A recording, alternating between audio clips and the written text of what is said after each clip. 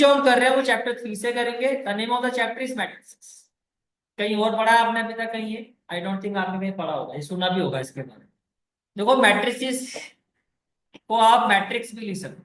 मेरी बात समझ में आ रही है? मैंने कहा मैट्रिसेस को आप मैट्रिक्स भी लिख सकते हो। You can write it as matrix और मैट्रिसेस। सर फर्क क्या होता है? फर्क कुछ नहीं है, फर्क सिर्फ ये है, ये सिंगुलर फॉर्म होती है और मैट्रिसेस क्या होता है? Plural.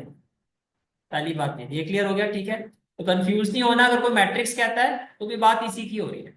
The only difference is की बात हो रही है सिंगुलर फॉर्म, और मैट्रिसेस का मतलब होता है उसका प्लूरल कंसेप्ट। ठीक है।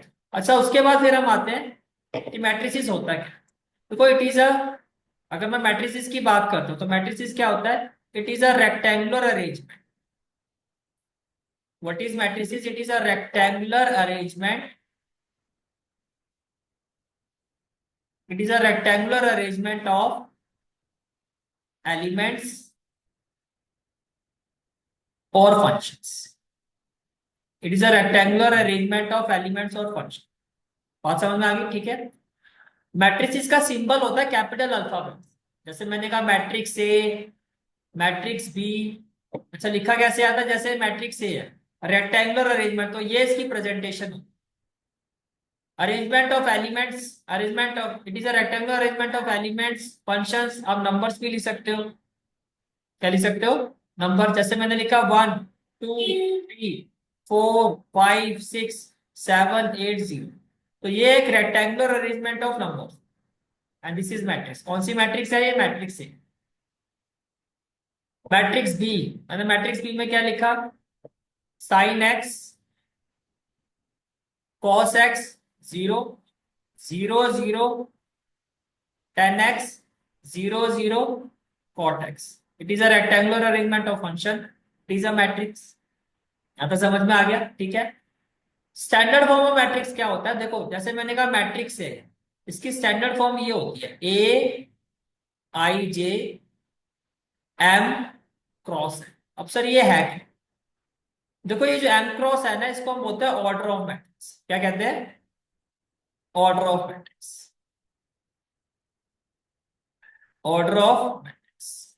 और ये जो ए है, ए, ये होता है एलिमेंट। ये क्या होता है? एलिमेंट। जैसे एग्जांपल के तौर पर एक एग्जांपल लेता है, फॉर एग्जांपल मैंने कहा एक मैट्रिक्स हमें लिखनी है। We have to write down a matrix, इसका ऑर्डर क्या होगा? 2 बाय 2। इसका ऑर्डर क्या होगा? 2 बाय 2। तो देखो, 2 बाय 2 का मतलब क्या होता है? अब ऑर्डर क्या है? ये जो एम होता है, ये ऑर्डर है ना, बात ऑर्डर ऑफ मैट्रिक्स हो रही है। तो अगर मैं इसे कंपेयर करूं तो आप एग्री करते हो ये एम है और ये क्या है? ये है। तो what is M here? M is number of rose.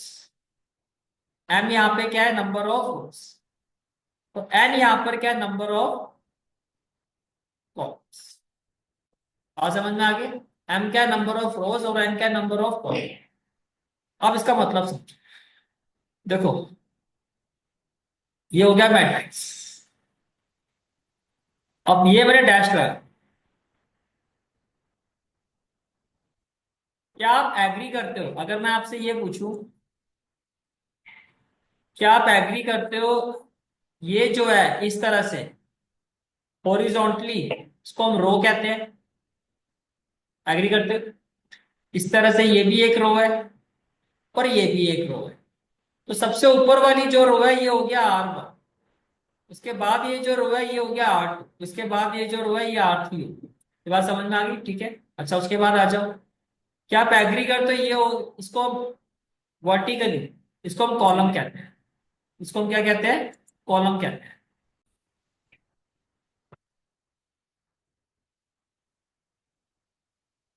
Good evening, good evening दीदी, फर्स्ट डे लेट है। क्या आप एग्री करते हो ये जो वर्टिकल लाइंस है इस तरह से अगर मैं देखूं तो ये कॉलम है? ये क्लियर हो गया? ठीक है। अब देखो, अगर मैं कॉलम के रिस्पेक्ट में लिखूं तो ये क्या हो गया? C1, C2, C3। पहले बताओ, इतनी बात समझ में आ गई? अब मैंने आपको ऑर्डर बताया था M/N, बताया था। इसका मतलब पहले हम लिखते हैं कितनी रोज है, फिर हम लिखते हैं कितना कॉलम है। अगर आप इस मैट्रिक्स की बात करो तो बताओ इसमें कितनी रोज है? 3, 1, 2, 3। 3 बाय 3, और कॉलम में कितने हैं 1 2 3। तो इसका मतलब इस मैट्रिक्स का जो ऑर्डर है वो तो हमें समझ में आ गया 3 बाय 3। तो मैंने यहाँ पे लिखा 3 बाय 3। अब बात करते हैं, फिर मैंने क्या कहा था आपको, जो स्टैंडर्ड फॉर्म होती है मैट्रिक्स की उसमें ए जो होता है वो एलिमेंट होता है। जो स्टैंडर्ड फॉर्म होती है मैट्रिक्स की उसमें ए क्या होता है, एलिमेंट। तो ये ए है, एक एलिमेंट ये है। फिर यहाँ पे भी एलिमेंट ए आ गया, यहाँ पर भी आ गया। अब ध्यान से देखना, ये भी एलिमेंट है, ये भी एलिमेंट, ये सारे एलिमेंट क्या है। अब मेरा क्वेश्चन ये है, देखो ये वाला जो ए है ये कौन सी रो में है, फर्स्ट। अब देखो ये जो आप ए आई जे लिखते हो, इसमें आई जो रिप्रेजेंट करता है वो उसकी पोजीशन रिस्पेक्ट करता है विद रिस्पेक्ट टू रो, और जे दिखाता है उस एलिमेंट की position with respect to column. तो क्या मैं कह सकता हूँ ये जो ए है ये फर्स्ट रो फर्स्ट कॉलम में है। जहां डाउट हो हैंड वेव कर दो। क्या मैं कह सकता हूँ ये वाला जो एलिमेंट है फर्स्ट रो सेकंड कॉलम में है। रो ऐसे देखो, कॉलम ऐसे देखो, नहीं दीदी, पहले क्या आता है रो, तो ये फर्स्ट रो। ये किस में है, सेकंड रो में। ये किस में है, थर्ड रो। इसमें तो कोई दिक्कत नहीं होनी चाहिए। अच्छा आगे देखो, ये किस में है, फर्स्ट कॉलम में, सेकंड कॉलम में, थर्ड कॉलम। अब देखो ये एलिमेंट जो फर्स्ट रो में है तो 1, सेकंड कॉलम में है तो 2। अब आगे वाले का बता दो, ये एलिमेंट फर्स्ट रो में एग्री करते हो और थर्ड कॉलम में।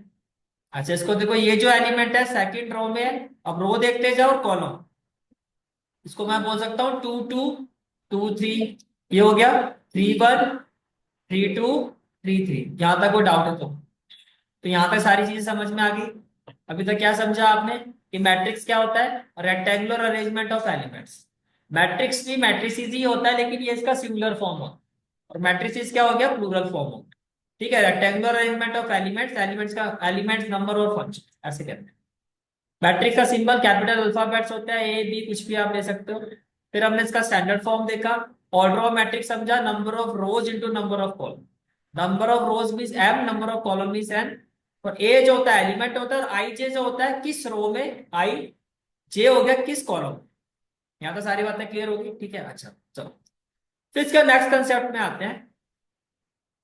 नेक्स्ट कंसेप्ट से अभी तक जो आपने किया, पहले इससे रिलेटेड जितने क्वेश्चन है पहले वो कर लेते हैं, फिर कंसेप्ट पर वापस। देखो जी, तो फर्स्ट एक्सरसाइज है हमारी एक्सरसाइज 3.1, और ये इसका फर्स्ट क्वेश्चन है। अब एक्सरसाइज 3.1 का जो ये फर्स्ट क्वेश्चन है आपका, क्वेश्चन देखो क्या आपका, your question is in the matrix A, ये आपकी मैट्रिक्स ए है, right the order of matrix. फटाफट बता दो। 1 2 3, 3 रोज, 1 2 3 4 कॉलम।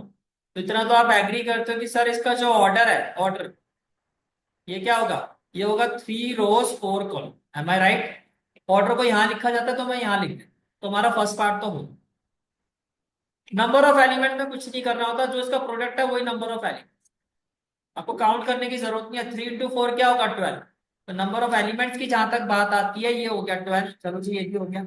अब ये फटाफट बता दो, कौन सा एलिमेंट जो इस 1 3 पोजिशन पर है, यानी कि फर्स्ट रो और थर्ड कॉलम ये है। तो ये हो गया 9, बिल्कुल सही कहा आपने, ये हो गया 9।